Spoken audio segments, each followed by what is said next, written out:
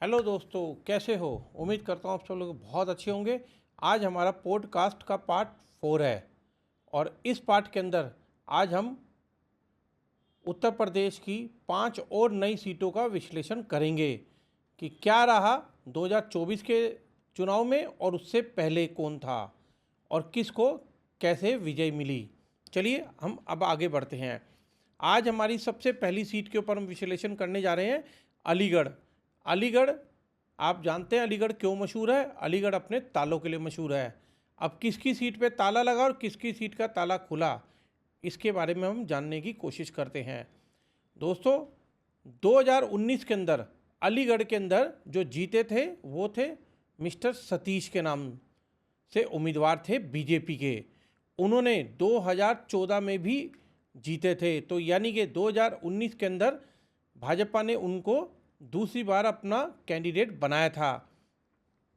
और कैंडिडेट बनाने पे सतीश कुमार गौतम जी, जो 6,56,215 वोटों से उनको जनता ने दिए थे, और वहीं उनके सामने अजीत बालियान जो बसपा के उम्मीदवार थे, और बसपा और सपा का 2019 में गठबंधन था। उस गठबंधन के तहत इन्होंने दोनों के वोट मिलने के बाद 4,26,954 वोट मिले थे बसपा के प्रत्याशी को, और इनकी हार का मार्जिन था 2,29,261 का। तो दोस्तों, अलीगढ़ की सीट उस टाइम भारतीय जनता पार्टी 2014 और 2019 दोनों में विजयी रही थी। चलिए अब हम देखते हैं 2024 का चुनाव का विश्लेषण कि 2024 के चुनाव के अंदर किसकी रही जीत और किसकी रही हार। ये 2024 का अब हम अलीगढ़ को देखने जा रहे हैं। दोस्तों, 2024 में भी भाजपा ने अपना प्रत्याशी नहीं बदला, क्योंकि हैट्रिक मारने के उनके पूरे चांस थे और उन्होंने ग्राउंड पे जनता के बीच में अपनी एक अच्छी पकड़ बना ली थी और अपना टच बहुत अच्छा बना लिया था, जिसकी वजह से जनता ने उनको तीसरी बार विजयी कर बना के हैट्रिक लगवा दिया। और इसी वजह से बीजेपी यहाँ पे तीसरी बार हैट्रिक लगाने में कामयाब हो गई। और वहीं समाजवादी पार्टी के उम्मीदवार को यहाँ पे लाया गया, जो विजेंद्र सिंह थे, जो इंडिया अलायंस के प्रत्याशी थे, और उनके सामने तीसरे नंबर पे थे बहुजन समाज पार्टी के प्रत्याशी हितेंद्र कुमार अलियास। ये बहुजन समाज पार्टी के प्रत्याशी थे। इनको 1,23,929 वोट मिले थे। और दोस्तों, इसके अंदर हार का मार्जिन जो समाजवादी पार्टी का था वो 15,647 वोटों का था, और ये बहुत बड़ा मार्जिन नहीं था, पर फिर भी सतीश कुमार गौतम जी ने एक बेहतर प्रदर्शन करते हुए तीसरी बार अपनी हैट्रिक बना ली। ये एक बहुत बड़ी बात थी। अब आ जाते हैं हम अपनी अगली सीट पे। अगली सीट में हाथरस की सीट है, जो 2019 में राजीव सिंह दिलेर ने जीती थी। और राजीव सिंह दिलेर ने उस टाइम वोट प्रतिशत जो इनको था पूरी हाथरस सीट पे 61.76% का वोट प्रतिशत था। और 2014 में इसी सीट से पहले राजेश दिवाकर थे प्रत्याशी, वो भी बीजेपी के ही प्रत्याशी थे। उन्होंने भी जीत हासिल की थी। मतलब कहने का मतलब यह है दोस्तों कि 2014 में प्रत्याशी राजेश दिवाकर थे। 2019 के अंदर फिर बीजेपी ने प्रत्याशी बदला, पर प्रत्याशी बदलने के बाद मोदी लहर के अंदर वो भी जीत के आगे बढ़ गए। और 2019 के जीते हुए प्रत्याशी की हमें बड़े दुख के साथ खबर बताई जाती है कि 24 अप्रैल 2024 के अंदर उनका देहांत हो गया हार्ट अटैक की वजह से, और उनकी आयु उस टाइम 65 वर्ष थी। चलिए अब हम आगे देखते हैं 2024 के अंदर हाथरस का क्या रहा। हाथरस को लेके दोस्तों ये आ गई हाथरस की सीट। दोस्तों, हाथरस की सीट के अंदर अनूप प्रधान भारतीय जनता पार्टी के थे। अनूप प्रधान वाल्मीकि, ये एक जिस समाज से आते हैं दोस्तों, उस समाज की तरफ से समाजवादी पार्टी ने भी अपने प्रत्याशी को खड़ा किया था और भारतीय जनता पार्टी के अनूप प्रधान वाल्मीकि 5,54,746 इतने भारी मत के साथ उन्होंने विजयी अपनी गाथा लिखी थी। और इनका जीत का जो मार्जिन था दोस्तों 2,47,318, यानी कि मोटा मोटी कह दें कि 2.5 लाख के मार्जिन से समाजवादी के प्रत्याशी को इन्होंने हरा दिया। और समाजवादी के प्रत्याशी थे जयवीर वाल्मीकि, ये भी इसी जाति से आते हैं जहाँ के अनूप प्रधान जी हैं। और समाजवादी पार्टी के बाद अगले प्रत्याशी थे बहुजन समाज पार्टी के, जो 2,01,263 वोटों से उनको जनता ने दिए, पर जीत फिर भी नहीं पाए। तो अब हम अगर ये देखते हैं दोस्तों कि समाजवादी पार्टी और बहुजन समाज पार्टी के वोट को भी मिला दें तो भी उनका मार्जिन जीत का इससे ज़्यादा है। तो ये कह सकते हैं कि अनूप प्रधान वाल्मीकि जी वो काफ़ी अच्छे वोटों से जीते हैं। ये हमारा 2024 का विश्लेषण है। अब हम आ जाते हैं अपनी अगली सीट पे। दोस्तों अगली सीट ऐसे कैंडिडेट की है जो किसी तारुफ का मोहताज बिल्कुल नहीं है। वो बॉलीवुड की सुपरस्टार हीरोइन थी अपने समय में, हेमा मालिनी। हेमा मालिनी वो स्टार है जो 2014 में भी जीते, 2019 में भी जीती और 2024 में भी वही जीती हैं। तो हैट्रिक इन्होंने अपनी बना ली है। और हेमा मालिनी जी का देखते हैं अब हम मथुरा से कि कितने वोट इनको मिले हैं। उससे पहले दोस्तों मैं आपको एक चीज़ और दिखाना चाहूँगा।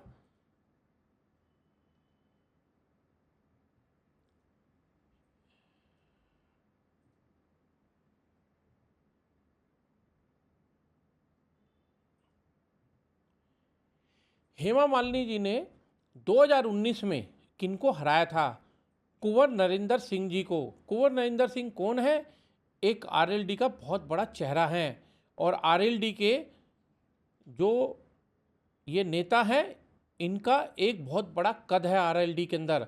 आरएलडी में इनको जो वोट मिले थे 3,77,822 वोट 2019 में दोस्तों मिले थे।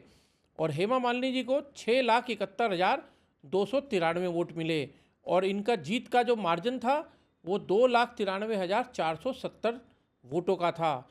ये बहुत बड़ा मार्जिन था दोस्तों। अब हम आते हैं इनके 2024 के विश्लेषण पे।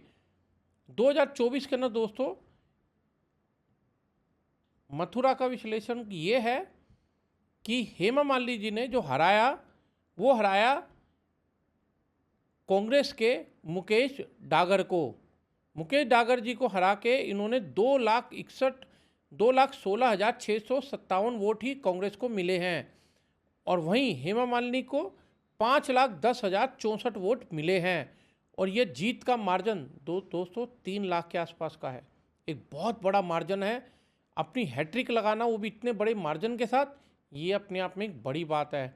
और इसका सबसे बड़ा कारण एक और था, आरएलडी का बीजेपी के साथ अलायंस में आना, क्योंकि यहाँ पे जितने भी जाट बेल्ट के उनके वोटर थे वो सबके सब ने भर भर के वोट बीजेपी को दिए, जिसकी वजह से बीजेपी इतने बड़े बहुमत के साथ जीती यहाँ पे। और बीजेपी के सामने बहुजन समाज पार्टी के सुरेश सिंह वो 1,88,417 ही वोट पा पाए। इनको भी वोट का मार्जिन बहुत ही कम मिला जितना मिलना चाहिए था। तो दोस्तों अब हम अगली सीट के ऊपर आते हैं अपनी आगरा की। आगरा के बारे में आपको बताने की ज़रूरत नहीं है क्योंकि आप जानते हैं आगरा की सीट मशहूर है अपने ताजमहल के लिए। अब ताजमहल की जहाँ तक बात आती है तो अब देखते हैं 2019 के अंदर इस सीट पे जो जीते थे सत्यपाल सिंह बघेल, वो जीते थे। और उसके बाद यानी कि 2019 से पहले 2014 में कौन जीता था? तो 2014 में भी बीजेपी के रामशंकर कथेरिया ही जीते थे। और 2009 में भी दोस्तों बीजेपी के प्रत्याशी थे, यानी कि 2009 से और 2019 तक 3 बार के लगातार बीजेपी के प्रत्याशी ही जीते हैं। और बीजेपी के प्रत्याशी जो जीते हैं सत्यपाल बघेल 2019 में 46,875 वोटों से विजयी हुए थे। और जो बसपा के कैंडिडेट थे, जो बसपा सपा का गठबंधन था, उनके प्रत्याशी 4,35,500 329 वोटों से उनको मिले थे और उनकी हार का मार्जिन 2,11,516 वोटों का था। अब आ जाते हैं दोस्तों हम 2024 के चुनाव में कि 2024 में सीट का क्या हाल रहा। दोस्तों 2024 के अंदर भाजपा ने जो अपना प्रत्याशी उतारे हैं वो बदल दिया था। उस बदलने का कारण क्या रहा ये तो हम नहीं बता सकते, पर इतना ज़रूर है उन्होंने जो अपने प्रत्याशी लेके आए वो बीजेपी को जिताकर आगे बढ़ा दिया। उन्होंने अपनी जीत को बीजेपी की। प्रोफेसर एसपी सिंह बघेल ये बीजेपी के प्रत्याशी थे आगरा सीट से, और इन्होंने अपना पहला लोकसभा चुनाव लड़ने के वजह से भी ये बहुत बड़े वोट अंतर से जीते हैं, क्योंकि इन्होंने 2,71,294 वोटों से विजयी हुए और सामने समाजवादी पार्टी के प्रत्याशी सुरेश चंद्र करदम को 2,71,000 वोटों से हरा दिया। और वहीं बसपा की उम्मीदवार पूजा अमरोही को भी हार का मुंह देखना पड़ा, जिनको 1,76,474 वोट ही मिल सके। तो दोस्तों अब हम आ जाते हैं अपनी आज की अंतिम सीट पे। आज की अंतिम सीट है फतेहपुर सीकरी। फतेहपुर सीकरी का नाम आप लोगों के सुनते ही जहन में आ जाता होगा कि फतेहपुर सीकरी क्यों मशहूर है। फतेहपुर सीकरी के अंदर 2019 में राजकुमार चाहर विजयी हुए थे और 2014 के अंदर चौधरी बाबूलाल जीते थे। तो दोस्तों अब हम आ जाते हैं हमारी फतेहपुर सीकरी सीट के लिए। ये फतेहपुर सीकरी के अंदर हुआ क्या था, ये 2024 का है दोस्तों। मैं आपको पहले 2019 का दिखाता हूँ। 2019 के अंदर क्या हुआ था, राजकुमार चाहर 6,67,147 वोटों से उनको जनता से मिले थे और उनके सामने हारे भी कौन, फिल्म स्टार राज बब्बर। और राज बब्बर बहुत बुरी तरह हारे थे। सिर्फ 1,72,082 वोट ही उनको मिले थे और उनकी हार का मार्जिन राज बब्बर का 4,95,065 था। तो दोस्तों इतना बड़े मार्जिन से बीजेपी का प्रत्याशी 2019 में जीते थे। अब आ जाते हैं 2024 के विश्लेषण पे।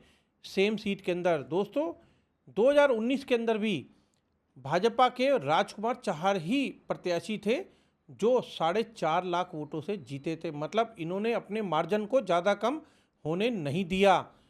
और उनके सामने कांग्रेस के प्रत्याशी थे रामनाथ सिंह सिकवार।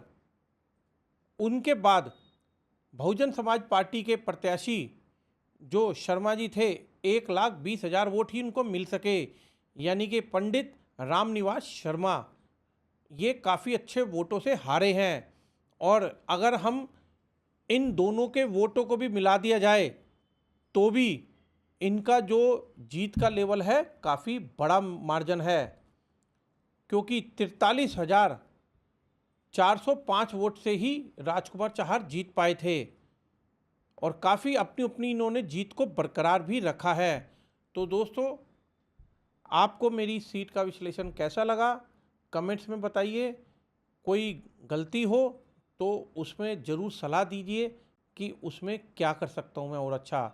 और अगर आप किसी राज्य का विश्लेषण जानना चाहते हैं पॉडकास्ट पे तो मुझे कमेंट्स में ज़रूर लिखिए।